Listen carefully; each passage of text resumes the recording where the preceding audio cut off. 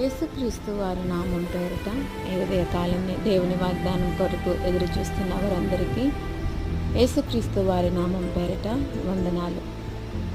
బాధపడు వారికి చేయబడిన బలాత్కారమును బట్టి, దరిద్రుల నిట్టూర్పులను బట్టి నేనిప్పుడే లేచెదను, రక్షణను కోరుకుని వారికి నేను రక్షణ కలుగజేసేదను అని యెహోవా సెలవిచ్చుచున్నాడు. ఆమేన్. దేవునికి స్తోత్రం.